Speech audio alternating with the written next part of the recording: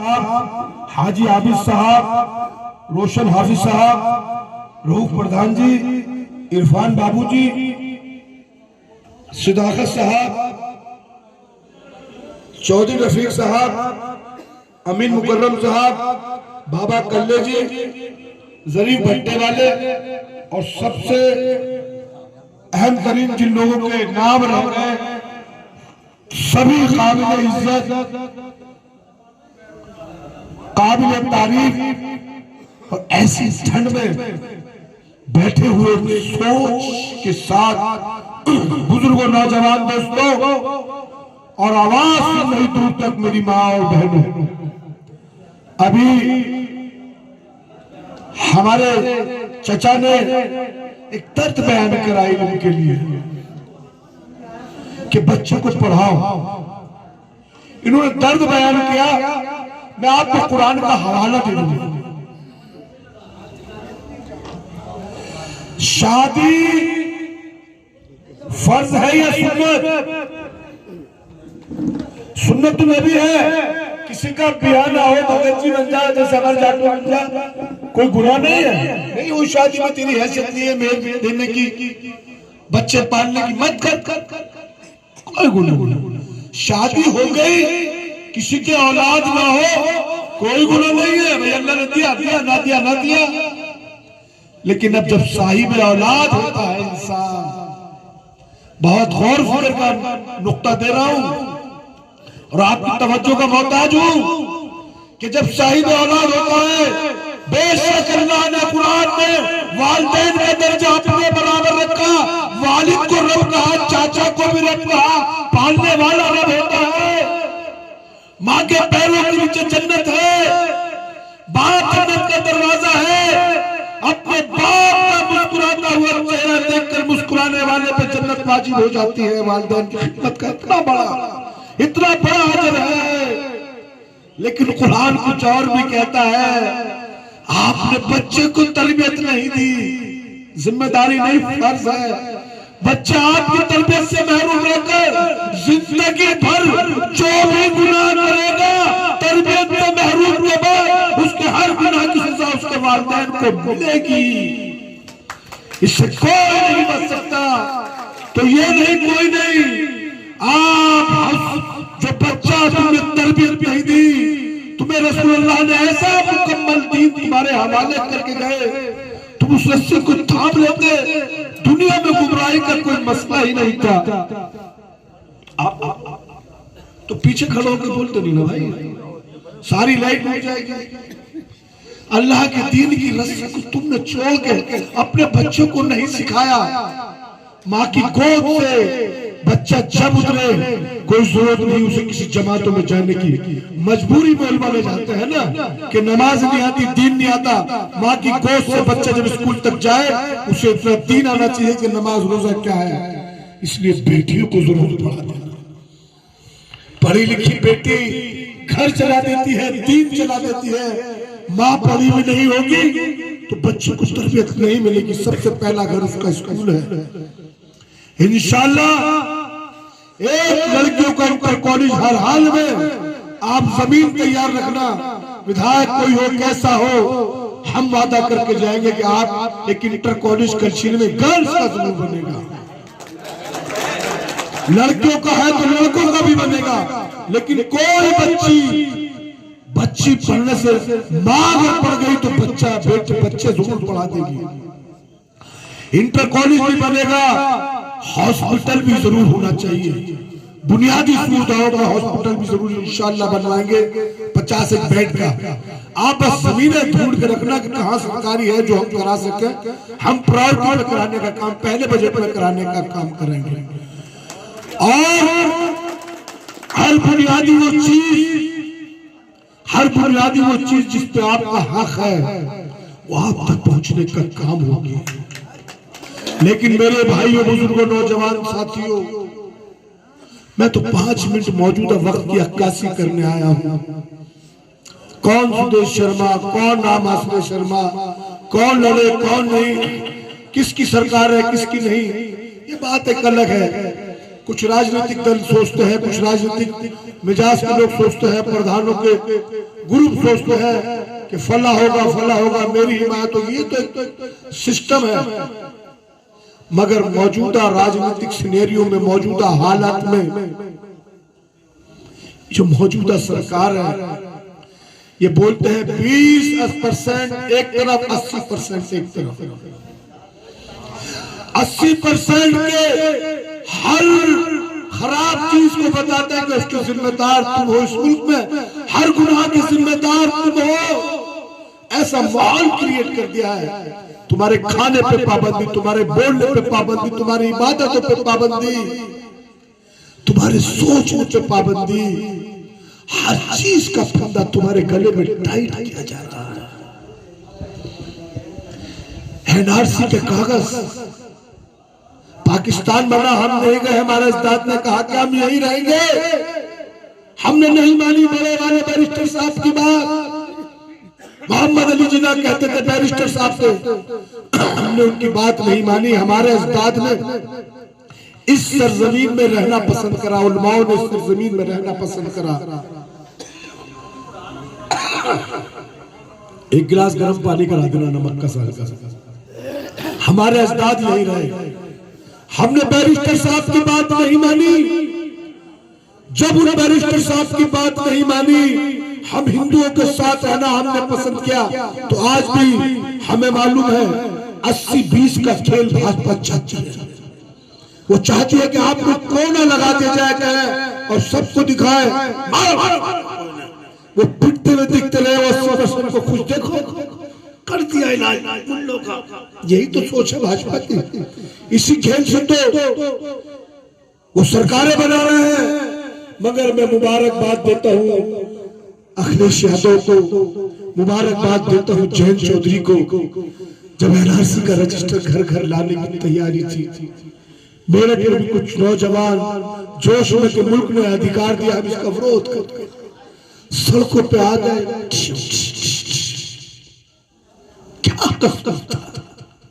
सिर्फ एक मुसलमान गोलियों से बिछा दी लाश।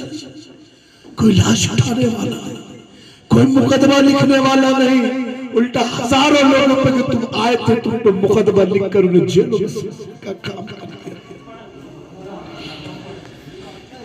किसी की हैसियत नहीं रही।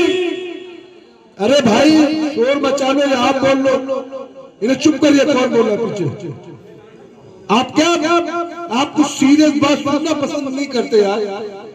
पूरा मैं कोई नेतागिरी का भाषण थोड़ी दे रहा हूँ, ये कुछ वादे नहीं कर रहा, मैं बता रहा हूँ। सुनो, कोई लाश उठाने वाला नहीं था। हमारी 85-50 साल की बुजुर्ग औरतें, माँ बहने 1 साल बैठी रही सड़कों पर शाहीन बाग में। ताने मिलते थे, मर्द हो तो बाहर आओ। यही थे ना हालत। कैसा था? बड़े से बड़े नेता की हिम्मत नहीं थी। आजम खान साहब को जेल में डालता, 100 मुकदमा लगा कर। ऐसे हालात ऊपर अल्लाह था, नीचे जमीन पे बेचकर लोग थे। क्या हालात पैदा कर दिए उन्होंने, और वो मुस्कुराते थे। इलाज कर दिया, इलाज कर दिया। इलाज तो हुआ खैर, आज से नहीं, मजलूमों पे हजारों साल से हुआ, दलितों पे 5000 साल से हो रहा है, कमजोरों पे होता है, हम पे भी हो रहा है। वजह तो वही है जो मैंने बताया था कि दीन की रस्सी तुमने कमजोर कर दी तो जालिम बादशाह मुसल्लत हो जाएंगे, वो तो वजह है। लेकिन मौजूदा दौर में क्या करें? सरों की गिनती है, लड़ाई तो होनी नहीं। जो ज्यादा होंगे वो उनकी ज्यादा पड़ जाएगी। 80% का खेल था। हम मजलूम लोग थे, लेकिन अल्लाह की मदद आई। अपने घर की हिफाजत के लिए अबाबील उतार दिए, तुम्हारी मदद के लिए किसान उतार दिए। 3 कृषि कानून आ गए। इस मुल्क के 4 चंडाल है, 4 मोदी और अमित शाह। और दूसरे हैं अडानी अंबानी। ये चारों चंडाल, दो बेच रहे हैं, दो खरीद रहे हैं।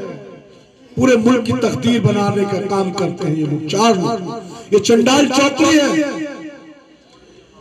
3 कृषि कानून आ गए कि जमीनें सब किसानों की रहन होगी, आपको उसका मुआवजा मिलेगा, आपको उसका किराया मिलेगा, और लगान मिलेगा, और हो सकता है कि जमीन वालों को जितना वो काश्तकारी करते हैं उससे ज्यादा मिले। लेकिन ये जो जमीन है 30% किसानों को होती है, इस पे कम से कम 40% माली कश्यप छोटी छोटी मजदूर ये 5-4 बीघे की खेती करते हैं, 2-4 मवेशी पालते हैं, ये घर चला लेते हैं। कम से कम 40 से 50 करोड़ लोग। अगर ये जमीनों को सरकारी बड़े बड़ी मशीनरी खेती करेगा तो 50 करोड़ लोग बेकार बर्बाद हो जाएंगे। आप ठंडे हो जाएंगे। जो जमीन वाले बैठ के खाएंगे उन्हें करने की आदत नहीं रहेगी। पूरे मुल्क को गुलाम, शराब, अय्याशी की तरफ झोंकने का प्रोग्राम किसानों की समझ में आ गया। 1 साल से बैठे हुए हैं, 1000 से ज्यादा शहीद हुए। कड़कड़ाती ठंड में, चिलचिलाती लुओं में, मूसलाधार बारिश में शहीद हो गए। मुल्क का प्रधानमंत्री जाते हैं, भीड़ न हो तो बहाना बना के मैं तो मेरा विरोध कर देते, मैं तो जिंदा लौट आया मुख्यमंत्री जी धन्यवाद। लेकिन 1000 किसान मर जाते हैं। वो कहते हैं प्रधानमंत्री धन्यवाद, तू कंगना रावत की आंख के एक आंसू पे ट्वीट करता है 1000 किसान मर गए, एक लफ्ज उसने निकाला। ये दर्द घर करा। 13 में दंगा हुआ। चौधरी चरण सिंह की विरासत होती थी पश्चिमी उत्तर प्रदेश। 5-5 एमपी मुसलमान होते थे, जिसको टिकट मिल गया वो एमपी। 20 से ज्यादा एमएलए होते थे 70 सीटों में। एक गठबंधन था, हम साथ थे, यही तो होता था। जगह जगह एमपी, गाजियाबाद हो, मेरठ हो, जहां टिकट दे दिया, रशीद मसूद हो, उधर गुलाम मोहम्मद हो, या और 5-7 एमपी, और ये सब रहता था। एक गठबंधन था, छोटे भाई बड़े भाई का रिश्ता। एक बुनियाद के 2 पिलर थे। एक तामीर बिल्डिंग खड़ी हुई थी। भारतीय जनता पार्टी ने जहर भर भर के कमियां तो हमारी भी रही है। बसपा से भाई आ गए तो धज्जी उड़ा दी। पैसे वाले मुसलमानों ने कोई नेतागिरी का पता नहीं, आता नहीं, जानते नहीं। जिसे क़यादत करना पता, टिकट लिया अपने भाई को बना, तो भाई ने क्या करा? मायावती ने क्या कर दिया? एमएलए बना के कुछ नहीं हो सकता। जब तक पॉलिसीज नहीं बनाओगे, क़यादत नहीं करोगे, कुछ नहीं होने का। एमएलए बनाने से कुछ नहीं होने का। पॉलिसीज पे नजर रखो। राष्ट्रीय लोकदल तबाह बर्बाद हो गई। 13 का दंगा हो गया, और दंगे में जो कुछ हुआ आप सबने देखा। हम तो कमजोर थे, मजलूम थे, मारे गए, सब हुआ। मगर जो बिरादरी पार्लियामेंट में तहलका देती थी, जिन चौधरी चरण सिंह की हुंकार से 5 राज्यों की सरकारें अलटती पलटती थी, मुख्यमंत्रियों के नाम तय होते थे। जिन बाबा महेंद्र सिंह टिकैत की हुंकार से दिल्ली की संसद हिल जाती थी। प्रधानमंत्री मुख्यमंत्रियों के हेलीकॉप्टर सिसोली उतरते थे। जब उन्होंने इस भाई भाई को मारने का काम करा, कुल्हाड़ा बजाया, तो बांटने वाले मांगने वाले बन के खड़े हो गए। भिखारियों की तरह से मोदी योगी के सामने क्या हैसियत है? चौधरी चरण सिंह के बर्तन उठाकर फेंक दिए गए। फोटो सड़कों पे थी, पुलिस रौंद रही थी, मेरे आंसू निकल रहे थे। मैं देख रहा था टीवी पे। कितनी बड़ी क़यादत तोड़ दी। हम ही बर्बाद नहीं हुए, किसानों की लीडरशिप खत्म, बर्बाद हो गई। बना दो तुम संजीव बालियान को मंत्री। हैसियत क्या है? बोलने की हिम्मत है? बना दो तुम। जाट को मोदी नगर से किसी किसान के बारे में एमएलए की बोलने की हैसियत है? जाओ भाइयों, जाटों में भी जाके बात करो। और किसकी हैसियत है?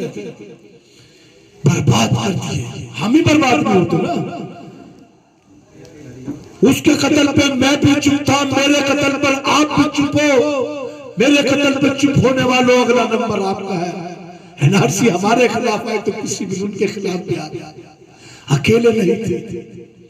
दलितों को समझाओ कि पूरे देश में जितनी हमारी पिटाई है, उससे कहीं 100 गुना दलितों को नंगा कर करके मारा गया है।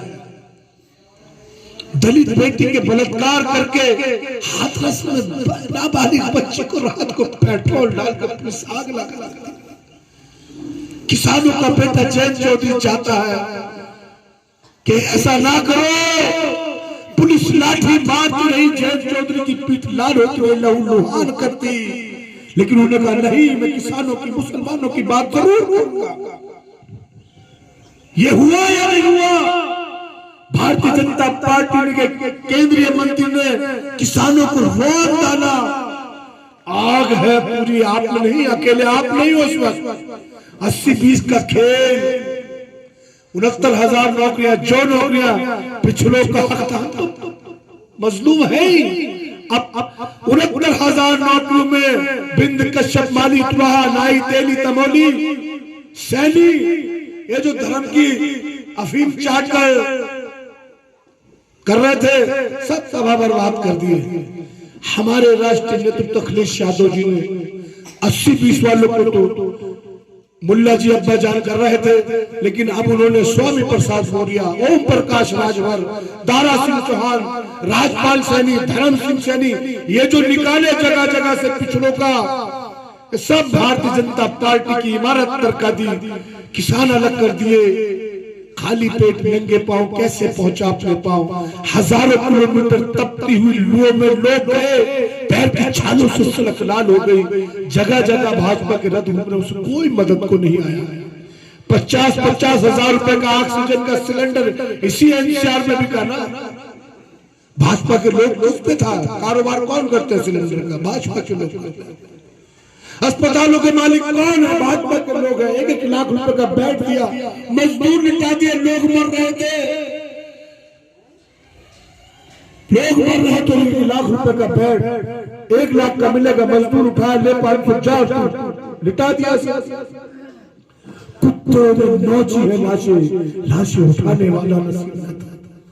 गंगा जमुना के तट भर गए, नदियां लाशों से भर गई, लाशों को कुछ संवाने वाला नसीब नहीं था। हम तो ठीक है, हम बर्बाद थे, लेकिन पूरा देश बर्बाद कर दिया। ये सब गुस्सा लोगों में, आक्रोश है। इस गुस्से को बांधने का काम अखिलेश यादव, जैन चौधरी ने किया है। आज वो 80-20 की बात करते थे, हमने 85 बनाम 15 को इकट्ठा कर दिया। ये बड़ा कारनामा है। 77 में जैसे इंदिरा गांधी के खिलाफ माहौल हुआ था ना, वही माहौल आज भारतीय जनता पार्टी के है। लेकिन हमारे नाता कुछ सरफिरे, कुछ एक ही दिन में बदला, और अपना भाई, मेरा भाई, एक जगह गोश्तखोर इकट्ठा थे, भेड़िए इकट्ठा थे, वो भेड़ों को खाते थे, तो भेड़ों ने इकट्ठा इत्तेहाद बनाया कि झोटे भी उसमें होते थे, झोटों को सींग होते थे, मार के भेड़ों को पल्ले पार कर देते। तादाद में भी ज्यादा थे, भेड़ों के बीच में महफूज रहती थी।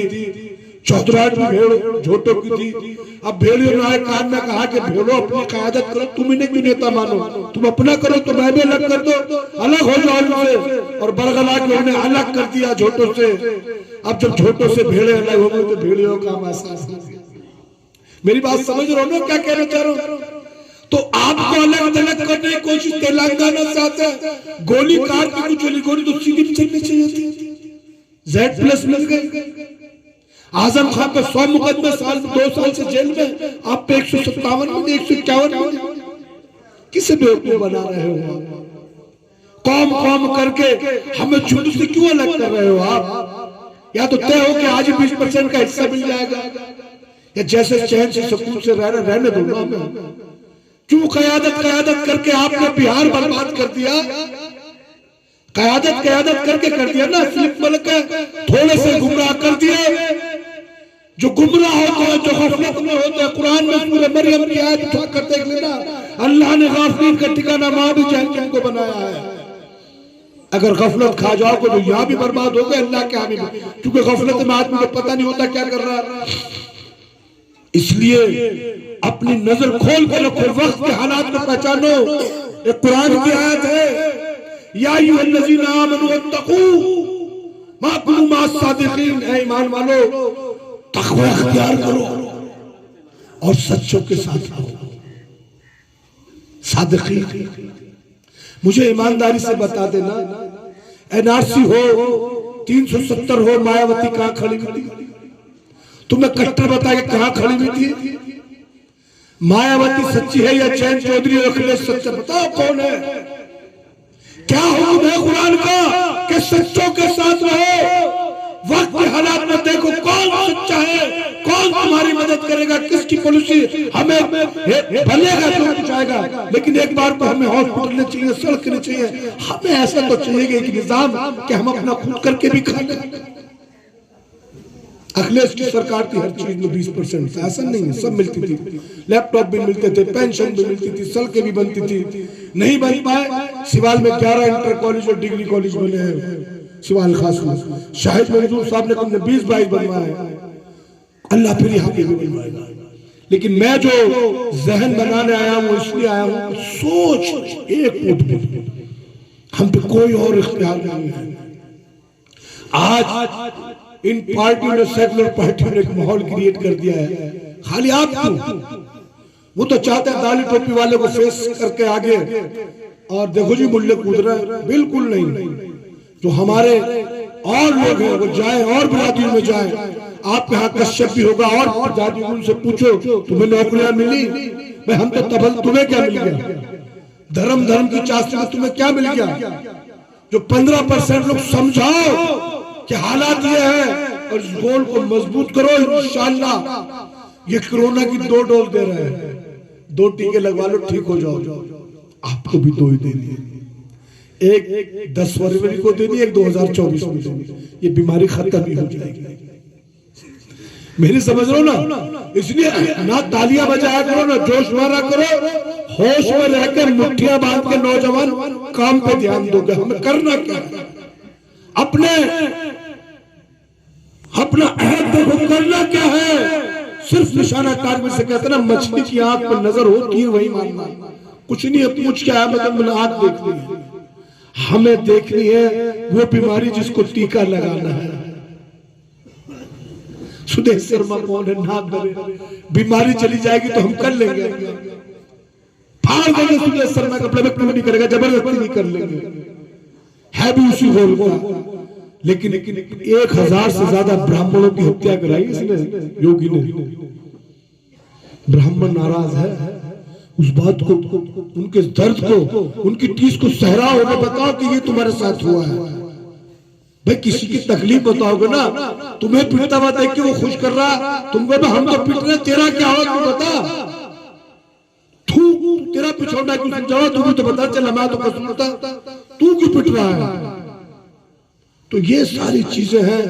मैं कोई भाषण देने में ज्यादा यकीन नहीं करता, लेकिन नम आंखों से छिलकते हुए अपने दिल से मैं इतना जरूर कहना चाहूंगा कि आज हालात बने हैं, मत भटकने देना, पैर पकड़ लेना, अमानत है इस वोट की, इसी खयानत मत हो देना, किसी भी को भी समझा देना। जितनी बातें मैंने बताई है बता देना, हालात बता देना। दीन की तबलीग हम पे लाजिम है, लेकिन हक की तबलीग भी हम पे लाजिम है। बैठे हमारे बाशरे, बैठे हमारे बुजुर्ग, क्या सच के साथ नहीं रहना चाहिए? सादिकीन के साथ नहीं रहना चाहिए? अगर हम सच्चों के साथ हैं जो हमारे मददगार, बाकी अल्लाह मालिक है। मैंने पहला अमल जो बताया कि अपने दीन की रस्सी को मजबूती से पकड़ लेना, कोई जरूरत नहीं पड़ेगी। लेकिन मौजूदा हालात में हमें कहाँ रहना है? ये कैसा आएंगे, मेहंदी आएंगे, हमारा काम हो जाएगा, हम सोच रहेंगे मेहंदी आएंगे, मेहंदी का रास्ता हमारा कोई और करेगा? मेहंदी आके भूख थोड़ी मार देंगे, उस रास्ते को काटे हटाते चलो, साफ करते चलो। हमारा इमाम आएगा, आखिरी हुज्जत आएगी, उसके रास्ते बनाते चलो। जिस तरह तुम्हारे मुखालिफ अपने वाले की हिज्जत के लिए, अपनी हुज्जत के लिए तमाम रास्ते हमवार कर रहे हैं। कोरोना हो, ये हो, सब उसकी हुज्जत है। यहूदियों के एजेंडे में तुम नहीं करोगे अपनी हुज्जत के लिए कुछ, बस बैठोगे, खाओगे, अनाज को चक्की की तरह पीस के निकल जाओगे। आए थे,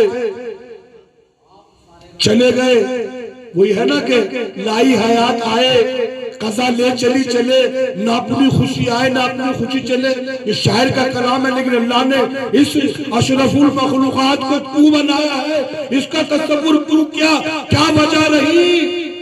जब तक नहीं सोचोगे, जब तक बच्चों को तरबियत में पैदा क्यों हुआ, इसकी सोच और मुझे जाना कहाँ है उसकी सोच नहीं होगी तो कोई अशरफुल मखलूकात नहीं है। 3 तरह की मखलूकात, एक मलाइका जिनसे गुनाह हो ही नहीं सकता, एक मलाइका जिससे गुनाह हो नहीं सकता, एक हैवान जानवर जिससे अच्छा काम हो नहीं सकता। बहुत बढ़िया करके कुत्ता पालो, ट्रेनिंग में तो बढ़िया चीज तुम काट लेगा, लोग कहेंगे यार जानवर तमीजी ना, तुझे कैसे मान लेके सही करेगा। शेर पालता है, एक दिन बाजार खा गया, हैवान को भरोसा करा वो अच्छा करे ठीक, लेकिन हैवान से अच्छे कार्य की उम्मीद आप कर नहीं सकते, कब गड़बड़ क्योंकि वो हैवान है। और एक अल्लाह ने बनाया इंसान, इसके साथ दे दिया नफ्स, इसका दुश्मन। अगर इसने फिर नफ्स को अपने काबू में कर लिया तो मलाइकाओं से ऊपर चला जाता है, फरिश्ते इसे सजदे करते हैं, आदम बन जाता है। और अगर ये नफ्स इस पर काबू हो गया तो ऐसे ऐसे हैवानियत के काम इंसान करता है कि जानवर भी रो पड़े वो नहीं कर सकते। यही होता है, हमें अपने नफ्स हमारा नहीं मार सकते। वक्त नहीं है, बहुत कुछ होता है दीन के लिए भी, मैं बहुत ज्यादा क्या बोलूं, हम पता नहीं हम गुमराही की जिंदगी जी रहे हैं। हमें रसूलुल्लाह सल्लल्लाहु अलैहि वसल्लम का मुकम्मल दीन बर्बाद कर दिया, कई फिरकों में बर्बाद कर दिया।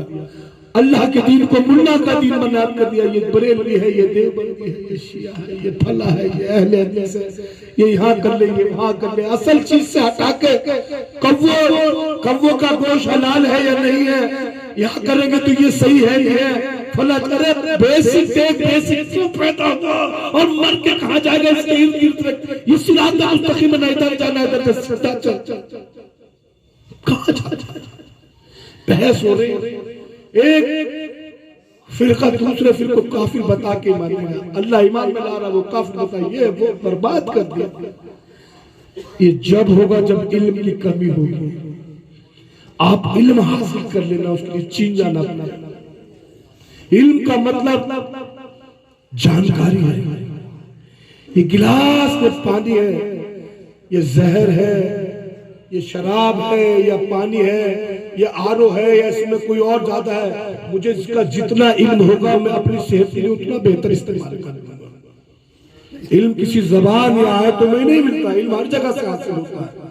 इसलिए अल्लाह के नबी ने कहा चीन भी जाओ तो हासिल कर लो। डॉक्टरी भी एक इल्म है, और माफ करना आलिम कोई हो नहीं सकता। हम किसी को उल्मा कहते हैं, इल्म वो जिसे आलम का इल्म हो। आलम का इल्म या तो अल्लाह को हो, या उसके रसूल को हो, या उसके वारिस को होगा। हर किसी को इल्म हासिल होता। मैंने डॉक्टरी करी, MBBS करी, जितना पढ़ा उतनी मेरी जहालत कम हुई, बाकी का मुझे क्या पता। मैंने LLB एडवोकेट हूँ, मैंने कानून की जितनी किताबें उतना मेरी जहालत कम हो गई, मुझे बाकी का क्या। हजरत अली रज़ी अल्लाह अन्हु जो कहते हैं इल्म एक नुक्ता है। आदमी जितनी मेहनत करता है नुक्ता घटाता बढ़ाता है। बड़ी बड़ी किताबें नुक्ते तो करता है, लेकिन डॉट है। इल्म सिर्फ नुक्ता है। जितना पढ़ता है इंसान की जहालत कम होती है, बाकी अल्लाह आलिम है, उसका रसूल आलिम है, या उसके वसी नबी के।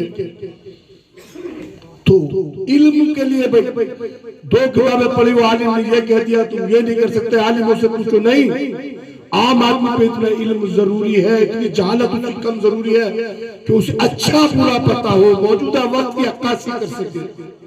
मैं माफी चाहूंगा कि मैं बात पॉलिटिकल करने आ तबलीग करनी शुरू कर दी, मैं माजरत चाहूंगा। लेकिन चूंकि मैं दूसरे मिजाज का आदमी हूं, मुझ पे फर्ज है। अल्लाह के नबी ने कहा था कि जहां भी रहो ये बातें पहुंचाते रहे। तो उसी सोच के साथ मैं भी बात जोड़ देता हूं, ताकि हम मजमा ना बन जाए। आज यहाँ से जो सुन के जाए तो कुछ सबक लेके जाए ना। सुबह आप अपने बच्चों को छोड़कर ठंड में यहाँ बैठे, कुछ लेके दो ना, कुछ वो बातें तो लेके जाओ ना जिससे जहन बना लो, मुस्तकबिल बन जाए। वैसे तो नहीं मेरा कोई अंदाज़े बयां खास, पर शायद तेरे दिल में उतर जाए मेरी बात। इसी के साथ मैं अपनी बात को इख्तिताम करता हूँ। और आपसे माजरत के तलब के साथ कि मेरे कहने सुनने में या कुछ तर्जुमानी में कोई गलती होगी, मैं मामूली तालिब इल्म और कोशिश करता हूँ कि आप तक अच्छी बात पहुंचा दूं, वो दीन की हो दुनिया की हो, क्योंकि हम बार बार कहते हैं रब्बना आतिना फिद दुनिया। दुनिया ठीक हो जाएगी तो आखिरत भी ठीक हो जाएगी। दुनिया की तबाही लपेटे घूमे, आखिरत तो सही कर ही नहीं सकता। जो कहते हैं जी आगे की सोचो, वो ऊपर की बात जमीन नहीं। तरबियत अपना घर ठीक कर पहले। तू कितने सजदों में पड़ा रहा, तेरा घर ठीक नहीं होगा तो कुछ नहीं कर सकता। तरबियत तू इस दुनिया को ठीक कर, अल्लाह के दीन के रास्ते के साथ साथ चलता हुआ। कहीं नहीं आया कि तू घर बार छोड़ के जंगलों में जाके अल्लाह अल्लाह कर, नहीं। रब्बना आतिना फिद दुनिया, दुनिया ठीक कर ले, और फिल आखिरत वक़िना अज़ाबन नार, और फिर क़िना अज़ाबल क़ब्र। फिर जितना अल्लाह से तलब करता है, लेकिन इसे ठीक करते हुए तू सब काम ठीक कर, अपना घर ठीक करते हुए सही कर। तो बहुत बहुत शुक्रिया, बहुत बहुत मैं अपने प्रधान इमरान भाई से कहूँगा कि मैं आपके दुख में आपके शाना खड़ा।